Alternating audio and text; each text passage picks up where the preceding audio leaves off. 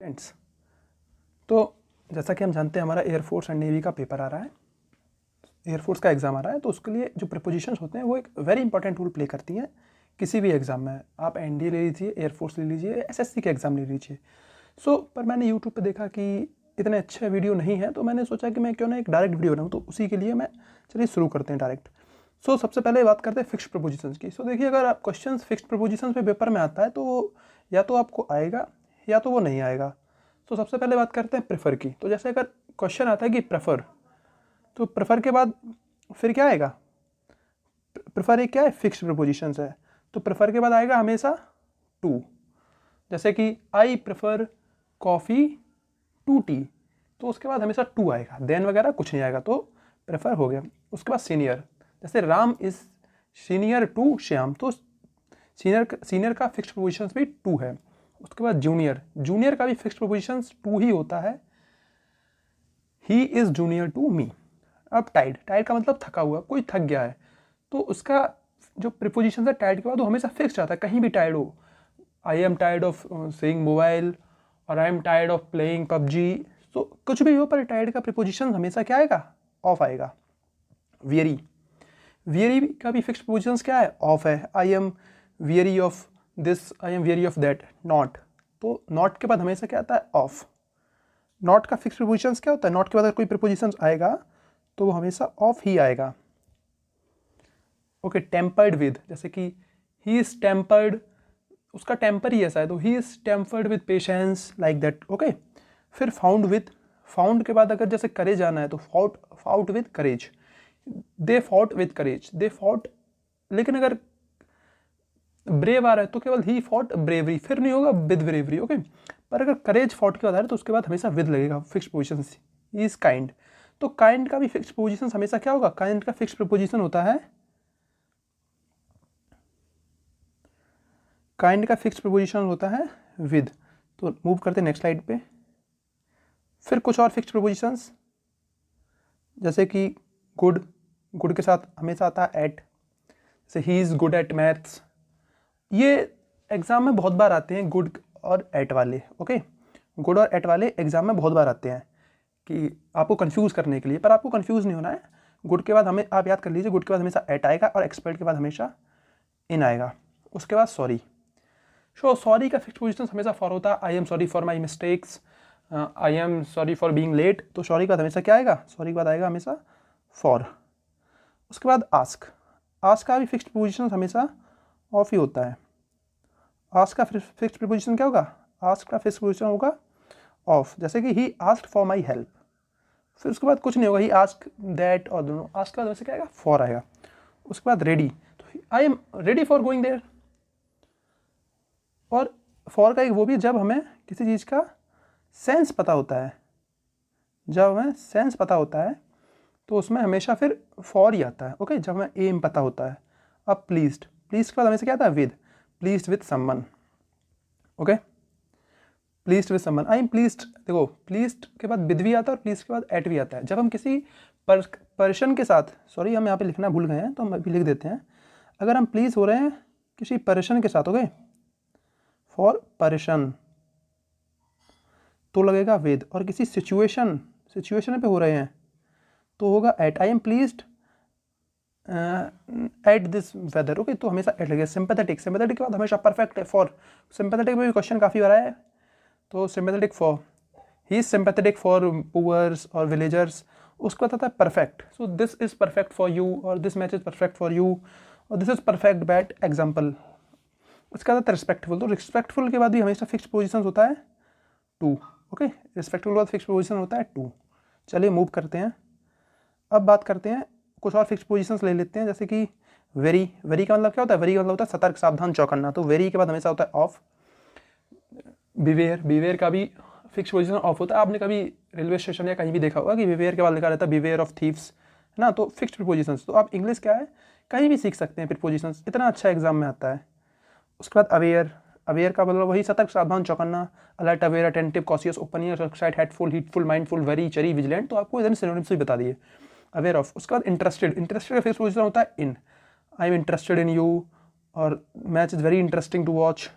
Okay, pretend, pretend, देखिए अगर pretend के बाद टू आता है तो उसके बाद आती है वर्ब की फर्स्ट फॉर्म, और अगर यूज टू के बाद वर्ब यूज के बाद टू आता है तो उसके बाद आती है वर्ड की ING form, like I am use to watching these kind of movies. So यहाँ पे वॉचिंग आई, आईएनजी फॉर्म आई, okay. But pretend, he pretends to be a good boy, तो यहाँ पे वर्ब की फर्स्ट फॉर्म आएगी। ये आपको उसके वर्सेस, वर्सेस का मतलब क्या होता है? वर्सेस का मतलब होता है कुशल, आप किसी चीज़ में कुशल हैं, ओके। वर्सेस का मतलब होता है कुशल, तो वर्सेस के बाद in, he is versed in that. उसके बाद करते हैं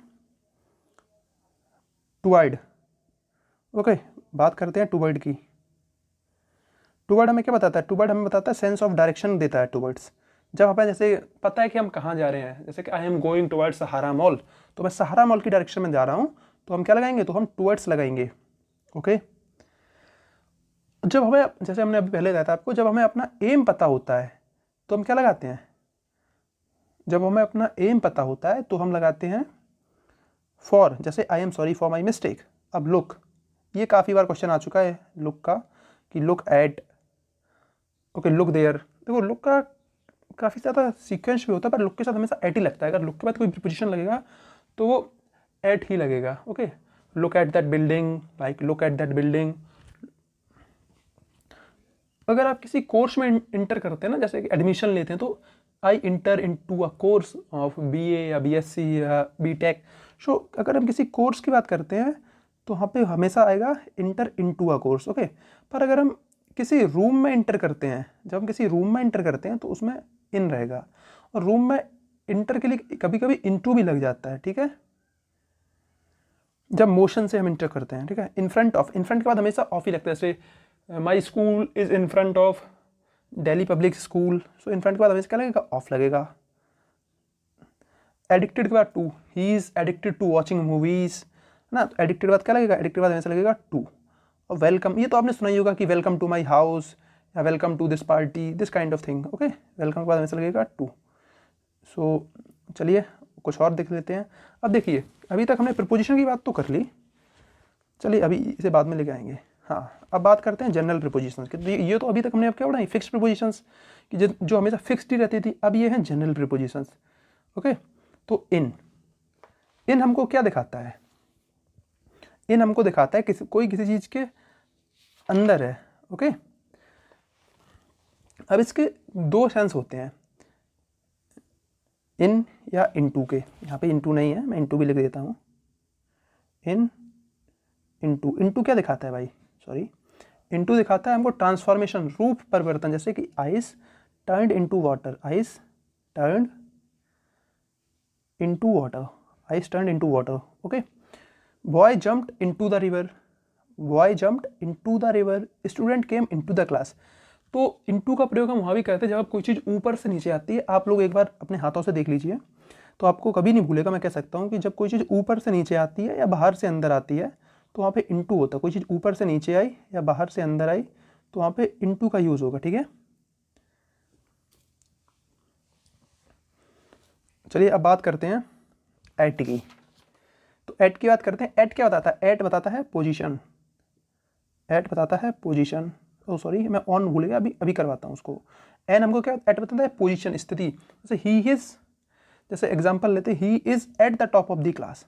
अब वो क्लास के कहाँ पे होगा? टॉप पे है, मतलब उसकी पोजीशन टॉप में, वो क्लास के सिर पे नहीं बैठा है, वो क्लास के सिर पे नहीं बैठा है, उसकी पोजीशन है क्लास के टॉप पे, ओके। पर जैसे अगर होता ही इज ऑन, क्या बताता है? ऑन हमको बताता है टच करते हुए कोई चीज़, टच करते हुए ऊपर है तो वो बताएगी ऑन। ऑन, कोई चीज़ टच करते हुए ऊपर है, किसी चीज़ के टच करते हुए ऊपर,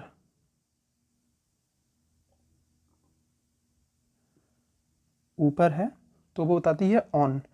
जैसे कि cap is on the head, cap आपके सिर को टच कर रही है, ओके, तो आपके सिर के ऊपर है। इसका मतलब कि वो टच करते हुए कोई चीज़ अगर किसी के ऊपर होती है तो उसे शो होता है ऑन का, ठीक है।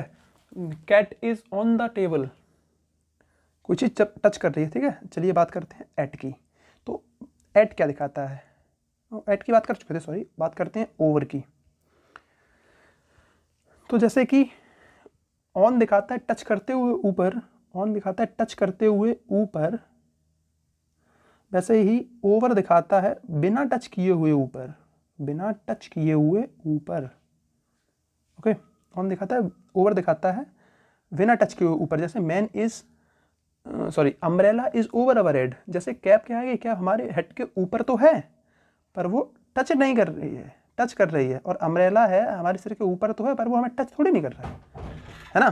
तो वैसे ही अब बात करते हैं अंडर की। अंडर क्या दिखाता है? अंडर हमको दिखाता है टच ना करते हुए नीचे। कोई चीज़ है वो टच नहीं कर रही है पर नीचे है। जैसे ओवर क्या है, ओवर टच ना करते हुए ऊपर, तो अंडर टच ना करते हुए। जैसे कि आप लोग अभी बैठे होंगे तो किसी छत के नीचे बैठे होंगे तो यू आर अंडर रूफ, आप छत को टच थोड़ी नहीं कर रहे हैं ना, ठीक है। अब बात करते हैं अबब की। अबब क्या शो करता है हमको? अबब हम क्या करता है, लेवल को शो करता है। जैसे कि आपने सुना होगा कि जैसे अभी तो बारिश भी बहुत आई थी, तो ये रिवर है, ये अबब डेंजर पॉइंट हो गई है। River is above danger point. Okay, मतलब लेवल होता है ना हर जगह पे, आपने देखा होगा नदियों के किनारे एक स्टिक लगी रहती है, तो उस लेवल के ऊपर हो गई है तो वो अबव डेंजर पॉइंट है। अब बिलो क्या होता है? बिलो जस्ट उसका अपोजिट, ये भी लेवल शो करती है, ये भी लेवल शो करती है, ये दोनों लेवल शो करती है। ओके, जैसे river is flowing below the danger point. अभी जैसे बरसात आ जाएगी तो डेंजर पॉइंट क्या, पानी नहीं रहता नदियों में ना। उसके बाद बात करते हैं, चलिए ओवर हो चुका है ये, सॉरी रिपीट हो गया ओवर, इसको काट देते हैं। उसके बाद बात करते हैं अंडर की। अंडर वही टच ना करते हुए नीचे, ओ सॉरी अंडर भी, अरे दो इस टाइप हो गया, sorry for the mistake. Okay, तो चलते हैं नेक्स्ट स्लाइड की तरफ।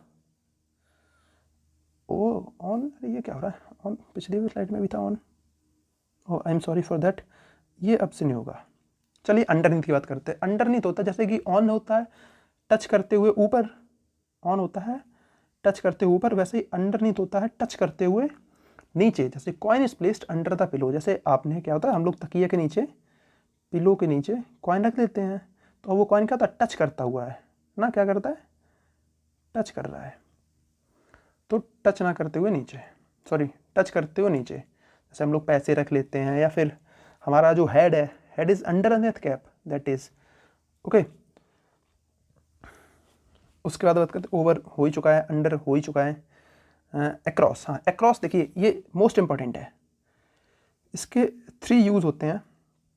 एक होता है आर पार, एक होता है उस पार दूसरी तरफ, एक होता है हर जगह। जैसे कि ये है कोई रिवर, तो अब यहाँ से हमने ब्रिज बना दिया तो कहेंगे कि this bridge is across river, this bridge is across river. Okay, ये आर पार है।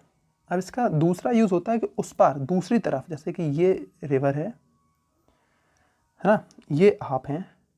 अब आप किसी को बता रहे हैं आपका इधर स्कूल है, तो आप कहेंगे my school is across the river, मेरा स्कूल है वो रिवर के दूसरी तरफ है। अब अक्रॉस का एक यूज़ और होता है, वो होता है कि हर जगह है कोई चीज़, हर जगह है, एवरीवेयर। जैसे कि आपने सोचा होगा we have across India branches, मतलब हमारी जो ब्रांचेस हैं वो ऑल ओवर इंडिया है, हर प्लेस पे इंडिया के। तो ये भी होता है। इसके लिए पेन का भी यूज़ करते होगा, पेन का, PAN वाले पेन का। इन टू भी हो चुका है। थ्रू की बात करते हैं, थ्रू रह गया है। सो थ्रू क्या बताता है? थ्रू बताता है हमको किसी मीडियम से होकर गुजरने के लिए थ्रू का यूज़ होता है। जैसे कि आप अगर जैसे कभी गए हों, पेड़ खेलते थे बचपन में हम लोग, तो पेड़ों के ऊपर नीचे, पत्तों के नीचे, तो I am coming through winds, I went to city through the forest, मैं शहर गया जंगल से होके, मतलब मैं जंगल के मीडियम से गुजरा। या wind is coming through air, air के मीडियम से आ रही है। और we came through the door, हम डोर के अंदर से गुजरे ना, न्यूज़ का हम टू द। ओके, तो अभी तक तो हमने ये सारी बातें कर ली। अब जो मोस्ट इंपॉर्टेंट चीज़ है जिस पे क्वेश्चन सबसे ज़्यादा आते हैं वो है नो प्रीपोजिशन। मतलब कुछ वर्ड ऐसे भी होते हैं जिनकी क्या होती है, दुश्मनी होती है प्रीपोजिशन से, उनको कोई भी प्रीपोजिशन नहीं चाहिए होता, बहुत डेंजर पॉइंट होता है। तो ऑर्डर, ऑर्डर के बाद कभी भी प्रीपोजिशन का यूज़ नहीं होता है। जैसे आई ऑर्डर यू, कोई प्रीपोजिशन नहीं आएगी। रिजेंबल, रिजेंबल के बाद भी कोई प्रीपोजिशन का यूज़ नहीं होता है, रिजेंबल के बाद भी कोई प्रीपोजिशन का यूज़ नहीं होता है। आई रिजेंबल्स यू और ही रिजेंबल्स हिज सिस्टर, ही रिजेंबल्स हिज ब्रदर, कुछ भी होगा लेकिन आएगा नहीं। जैसे रीच, हाँ अब देखिए अराइव, अराइव होता है तो वहाँ पे प्रीपोजिशन लगता है, एट या इन कुछ भी लगता है, लेकिन रीच के साथ कुछ भी नहीं लगता है, ठीक है। आई रीच देयर और आई रीच माई विलेज लगेगा कुछ भी नहीं।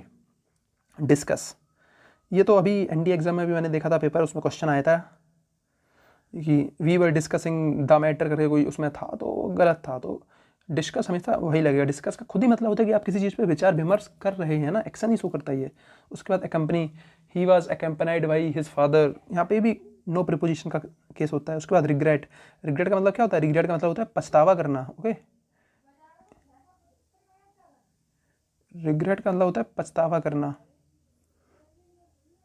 उसके बाद होता है इन्वेस्टिगेट, इन्वेस्टिगेट मतलब क्या होता है? छानबीन करना। तो मतलब अगर आपको जैसे कभी कुछ आ भी नहीं रहा है, जैसे आप भूल गए हैं, तो उसके लिए आपको ट्रिक बताता हूँ, आप बस ध्यान से सोचिए, ओके, कि इसका मतलब क्या होता है। अगर उसके मतलब ही में वो चीज़ करनी ही हो, जैसे इन्वेस्टिगेट का मतलब ही होता है छानबीन करना, तो वहाँ पे कोई प्रिपोजिशन नहीं लगेगी।